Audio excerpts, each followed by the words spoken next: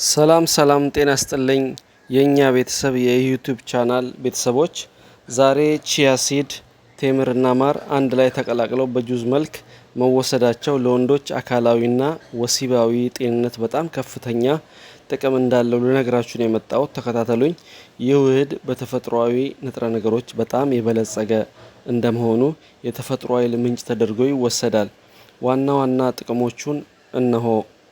የወሲብ ፍላጎትና ብቃትን መጨመር። ቴምር የወንዶች የጾታ ስሜትን የወሲብ ብቃትን በመጨመር ረገድ በባህልም በሳይንስም የሚታወቅ ፍሬ ነው። በውስጡ የያዘው አሚኖ አሲድ እና ፍላቪኖይድስ የስታሚና ወይም ደግሞ የአቅምን ይጨምራሉ ማለት ነው።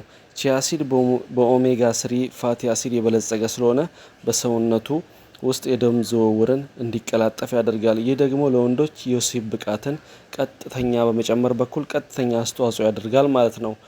እንደምታዩት ቺያ ሲዱን በውሃ እንዘፈዝፈዋለን። ምክንያቱም ቺያ ሲድ ውስጥ ያለው ኦሜጋ 3 ፋቲ አሲድ እንደዚሁ ዳይሬክትሊ ከተጠቀምን አይወጣምና ቢያንስ ለተወሰነ ለ30 ደቂቃ ያክል አስቀምጠነው ከዛ በኋላ ሲዋሃድ ራሱ ይጠባበቃል። ታቁታላችሁ እናንተ ራሱ በጣም ሲዋሃድ በጣም ውስጡ ያለውን ኦሜጋ 3 ፋቲ አሲድ ስለምናገኝ እናቆየዋለን። ካቆየነው በኋላ ከዛ በኋላ ከቴምሩ ጋር አንድ ላይ እንቀላቅለዋለን ማለት ነው።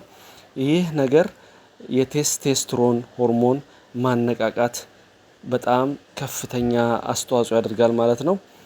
ማር በውስጡ ቦሮን የሚባል ማዕድን ይዟል። ይህ ቦሮን የሚባለው ማዕድን አካል ውስጥ የቴስቴስትሮን ወይንም ደግሞ የወንድነት ሆርሞን እየተባለ የሚጠራውን ምርት ለማስተካከልና ከፍ ለማድረግ በጣም ይረዳል ማለት ነው። በዚህ መልኩ እንደምታዩት አንድ ላይ እንፈጫቸዋለን። ቴምር በውስጡ ዚንክ የሚባል ሆርሞን ደግሞ ይዟል። ይህ ዚንክ ሆርሞን መመረትና ለስፐርም የዘር ፍሬ ማለት ነው ጥራት በጣም አስፈላጊ ነው። ሶስተኛ ከፍተኛ ኃይልና ብርታት ምንጭ ነው። ኢነርጂ ያስፈልጋል ማለት ነው። ስለዚህ ማር እንደምታዩት በመጨረሻ ላይ ማር እንጨምርበታለን ማለት ነው። ቴምርና ማር በተፈጥሯዊ ፍራክቶስና ግሉኮስ የበለጸጉ በመሆናቸው ሰውነት ፈጣንና ዘላቂ ኃይል እንዲያገኝ በጣም ይረዳል ማለት ነው። ቀኑን ሙሉ በስራ የደከመን ጊዜ ተነቃቅተን ጥሩ ምሽት አሳልፈን ጥሩ እንቅልፍ እንደገና ተኝተን በጠዋት ለመነሳት በጣም ይረዳናል ማለት ነው። እንደምታዩት በዚህ መልኩ አዘጋጅተን ከዛ በኋላ ለመጠጣት በጣም ዝግጁ ነው ማለት ነው።